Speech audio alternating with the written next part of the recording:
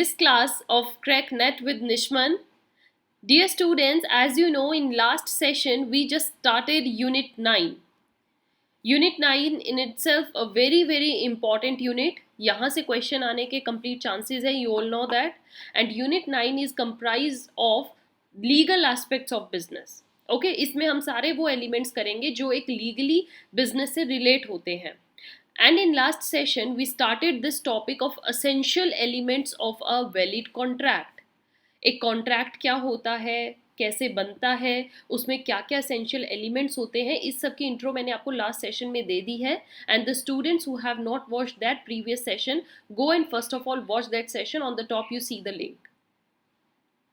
Right, so here this section, the last session we are continuing here essential elements, and this is your second part. First part में मैंने आपको I think 3 elements बता दिए थे, and continuing this the fourth element we have is intention to create a legal relationship.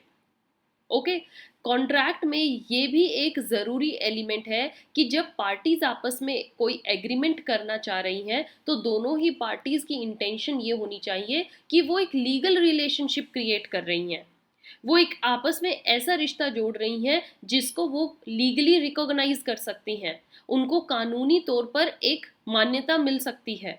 Right, so when different parties enter the contract, a legal affinity is created among them. उनमें एक legal relation create हो जाता है, and this legal link जो create होता है ये enforceable by law है.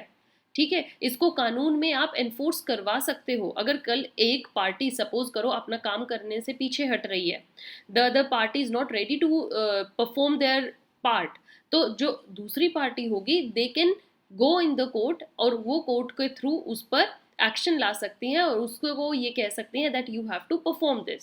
सो ये एक लीगल रिलेशनशिप क्रिएट करने की का फायदा है कि आप कोर्ट में जाकर आपके साथ कुछ भी गलत हो रहा है या other party is not doing that और fulfilling that agreement, then you can file a case on them. And section 2H, ध्यान रखिएगा इन सेक्शंस का, मैंने लास्ट सेशन में भी कई सेक्शंस आपके साथ डिस्कस किए थे. सेक्शन 2H बात करता है इंडियन कॉन्ट्रैक्ट एक्ट 1872 का कि defines that agreements enforceable law are valid contracts. जो एग्रीमेंट लॉ के द्वारा एनफोर्स किए जा सकते हैं, जिनको कानून मान्यता देगा, वही वैलिड कॉन्ट्रैक्ट होते हैं. अगर वो कानून की नज़रों में सही नहीं है डियर स्टूडेंट्स, तो वो कॉन्ट्रैक्ट वैलिड ही नहीं हुए.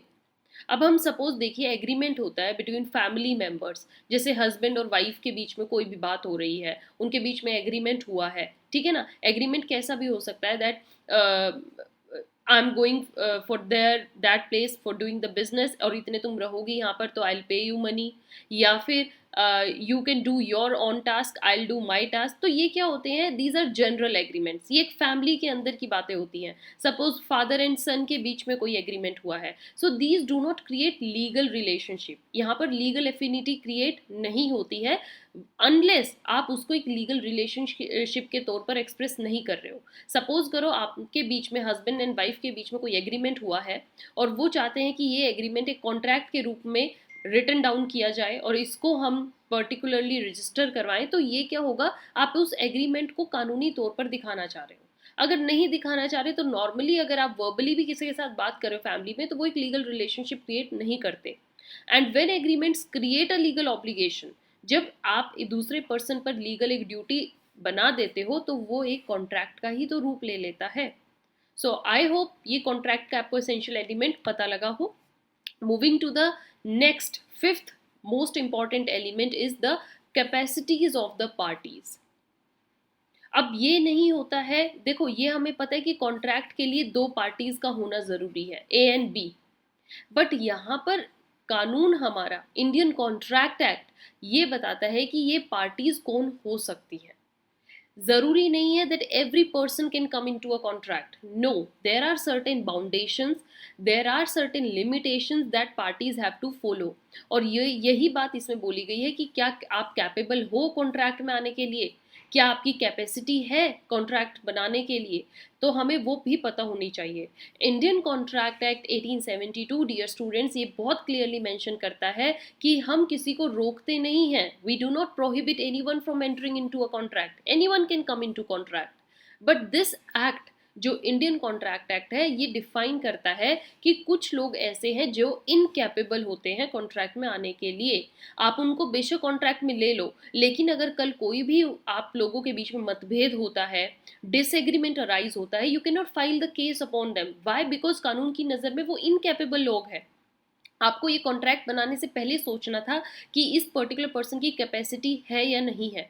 अगर आपने सपोज ऐसे किसी पर्सन के साथ कॉन्ट्रैक्ट बना लिया है जो कानून की नज़र में इनकैपेबल है, then dear student you can not file the case upon that person. So by this act, ये एक्ट ये क्लियरली डिफाइन करता है हु आर इनकैपेबल और who are capable. So it specifically mentions the person who is capable of entering into a contract. Indian contract act बताता है कि कौन person capable हैं, कौन से पर्सन कॉन्ट्रैक्ट में आ सकते हैं। These are discussed as here. The very first is major. Major, तो मेजर कौन हुआ? Every person, a person who has achieved the age of majority। Okay, major में कौन पर्सन आए? जिसने मेजोरिटी की एज अटेन कर ली। और मेजोरिटी कौन हुए? According to Indian majority act section 3 में अगर आप जाएंगे, मेजर पर्सन किसको बोला गया है? ऐसा पर्सन जिसने 18 of age of 18 has acquired, जो 18 साल या 18 साल से ऊपर का हो गया है, जिसने अपनी उम्र के 18 साल क्रॉस कर लिए, डियर स्टूडेंट्स, वो एक मेजर पर्सन हो जाता है।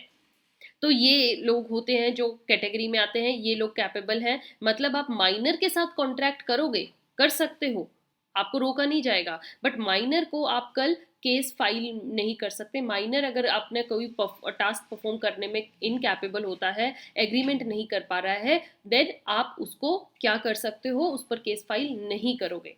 Coming to the next thing is sound mind. Sound mind, next person क्या हुआ? A person entering into a contract must have a sound mind. वो पर्सन क्या होना चाहिए? माइंडफुल, हेल्दी होना चाहिए। He must be in that state कि वो हर चीज को अंडरस्टैंड कर सके, कॉन्ट्रैक्ट की जो टर्म्स एंड कंडीशंस हैं उनको समझ सके। साउंड माइंड हम उन्हें बोलेंगे। सो एंटरिंग इनटू अ कॉन्ट्रैक्ट, अगर आप किसी पर्सन के साथ ऐसे कॉन्ट्रैक्ट में आ रहे हो जो अभी अनसाउंड माइंड का है, अनसाउंड माइंड देखिए बहुत सारे रीजंस हो सकते हैं, ठीक है। तो अगर आप उनके साथ कॉन्ट्रैक्ट में आते हो जो अनसाउंड माइंड के हैं, जिनको यही नहीं पता वो एक्चुअली में किन टर्म्स पर एग्री कर रहे हैं, तो वो एक इनवैलिड कॉन्ट्रैक्ट होगा।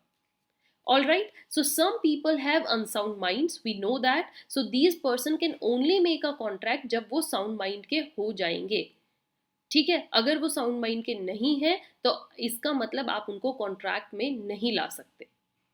Coming to the third capacity is कि जो जिन लोगों के साथ आप कॉन्ट्रैक्ट में आना चाह रहे हो, that not prohibited by law, वो लोग कानून की नज़रों में उन पर कोई भी लिमिटेशन ना लगाई गई हो। देखिए, कानूनी तौर पर भी कुछ लोगों पर प्रोहिबिशन लगा दी जाती है, लिमिटेशन लगा दी जाती है। किस लिए? कि आप किसी के साथ कॉन्ट्रैक्ट में नहीं आएंगे। और अगर आप उन्हीं लोगों को कॉन्ट्रैक्ट में ले लोगे तो भैया पहले ही उन पर लिमिटेशन आप क्यों लेकर आ रहे हो? So the person who is prohibited by law, ऐसे लोग जो कानून की नज़र में ही कॉन्ट्रैक्ट में नहीं एंटर कर सकते, तो कौन कौन से होते हैं? Convicts. Convicts means those who are convicted by the court, जिन पर चार्जेस लगे हैं। Insolvent persons can not enter into a contract. And next, a person recognised as incompetent, जो लोग इनकम्पिटेंट है, जो कॉन्ट्रैक्ट में नहीं आ सकते, उनके साथ आप कॉन्ट्रैक्ट नहीं बना सकते। सो कैपेसिटी आपको माइंड में रखनी है, ये एक बहुत ही असेंशियल एलिमेंट है। आई होप आज के इस सेशन में आपको ये दोनों ही तरीके समझ में आए हैं, दोनों एलिमेंट्स समझ में आए हैं। Dear students, I am not making this topic in a haphazard manner, या मैं इसको एकदम से कंप्लीट नहीं करूंगी। आपको एक एक पॉइंट अच्छे से क्लियरली समझ में आना चाहिए, क्योंकि यहाँ से क्वेश्चन आया है। So till now we have completed total 5 elements, 3 in the last one and 2 in this one. So with this session is over. I hope you understood all these elements. I'm going to meet you with another important essential elements with next session. Till then, you have to keep watching, keep sharing. You can mail us if you have any queries. Contact us freely. We are there for you. Thank you.